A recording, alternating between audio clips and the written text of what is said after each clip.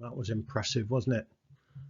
GCSE Physics boosters, and this video is about lenses. We're going to be drawing lots of ray diagrams. Now, there are two types of lenses. There are concave lenses and there are convex lenses. And there's lots of different uses for lenses in lots of different optical instruments. And here's some pictures of lots of different optical instruments. Now, the diagrams we need to be able to do, one is pretty straightforward, and it's just three parallel rays of light going through each lens. And then the other one is a bit trickier, and it's where you have the object in different positions. And you have to do the ray diagram and find out where the image is and what type of image you get. When you practice it, it's not that bad, actually. So we're going to start with convex lenses. Notice the symbol for a convex lens, and this line, this horizontal line, is called the principal axis. If we have three parallel rays of light from a distant object, if an object is very, very far away, then the rays of light that we get are parallel. And so they go through the lens and they converge.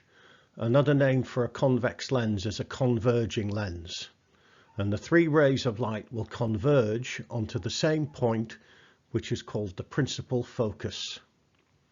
And the distance between the principal focus and the lens is called the focal length. So this diagram shows what happens to three parallel rays of light. They converge at the principal focus. Now, the other diagrams that we need to be able to do is when you've got the object in different places. And there are three different places we can put the object. And we need to do a ray diagram for each one. So here we go. Okay. Now, by the way that we do it is the object, we're going to do an arrow. Okay, because it's easy to measure how big it is. And we can do the rays coming from the tip of the arrow, and it's obvious if it's the right way up or if it's upside down. And we're going to do two rays. Now, the first ray will be parallel to the principal axis. And we know what happens to that. It will go through the focal point.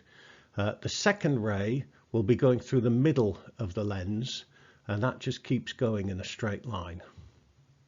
So remember that we're going to do two rays, one of them parallel to the principal axis and the other one through the middle of the lens. So here's my first diagram. Now here the object is more than 2f from the lens. It's more than 2 focal lengths from the lens. Look at the two rays. So this first ray, parallel to the principal axis, goes through the focal point, and the other ray just goes through the middle of the lens. And where is my image? And there is my image there. That little arrow, upside down arrow, there is my image. The image is real, diminished, and inverted. What does that mean? A real image means one that can be projected onto a screen. There are rays of light coming together and they can fall on a screen and produce an image. Okay, a real image is one that can be projected onto a screen, for example, on the CCD of a camera. Yeah, this ray diagram is for a camera. This is what happens in a camera.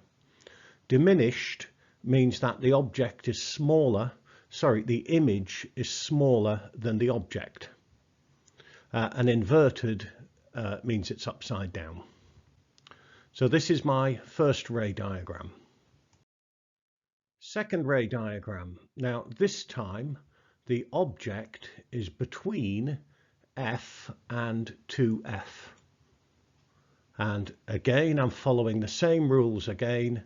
The ray of light parallel to the principal axis goes through the focal point, and then the one that goes through the middle of the lens just keeps going, and my image is there.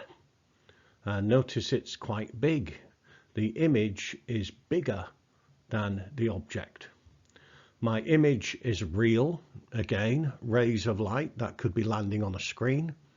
It's magnified, it's bigger than the object, but it's still inverted, still upside down. If we were to move the object closer that way, what you would find if you did the ray diagram is that you get a really big image.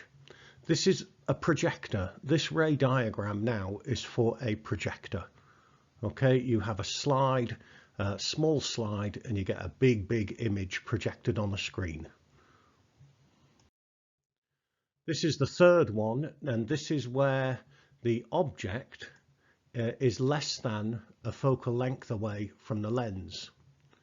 And in this case, I followed the same rules again, but this time we get a virtual image.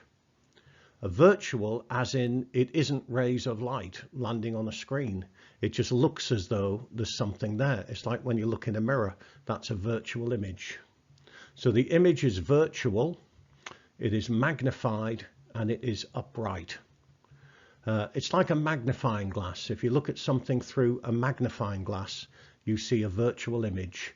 Your eyes, your brain thinks that the rays of light are coming from there. Yes, so you see a big image. Now, concave lenses. A concave lens is a diverging lens. So the rays of light, the three parallel rays of light, diverge. They spread out. And we can figure out where they go if we imagine they are coming from the focus is there. So if you imagine they are coming from that point, that shows you where they are going to go. I mean, they don't come from that point. So a concave lens is a diverging lens. And to find the direction of the rays, we trace the path back to the focus on the left side. Okay, so here's our ray diagram. Now it's a bit fiddly, but it's the same rules as before. This ray here is parallel to the principal axis.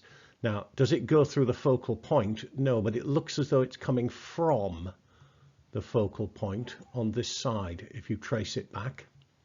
And then this ray of light here just goes through the middle of the lens. And this time, my image is this little red arrow here.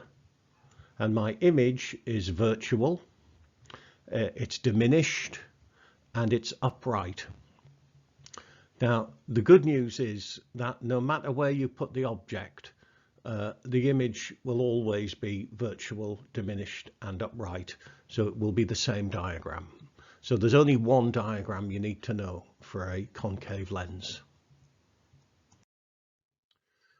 One more thing, magnification. The image height, the size of the image divided by the object height, the size of the object. In an exam, you might be given the actual values for these, or probably you'll have to take measurements off a ray diagram. Note that it has no units. If both of these are in millimeters or centimeters, then the units cancel. It's just the ratio. It's how many times bigger it is, basically. Now, if the image is really big, much bigger than the object, then the magnification is greater than 1. If the image is smaller than the object, for example, it's an image on a CCD in a camera, then the magnification is less than 1. It might be 0.5 or 0.2, something like that, less than 1. So your job, get some graph paper and practice these ray diagrams. Okay. For the convex lens, you should practice the 3 positions, A, B, C. For the concave lens, you just need to do 1 position there, or any position. You should get the same diagram. Use a sharp pencil, try and be accurate, do nice big diagrams. And when you're done, do some measurements and see if you can work out the magnification as well. So you may be asked to do one of these diagrams in an exam. I would practice it if I were you.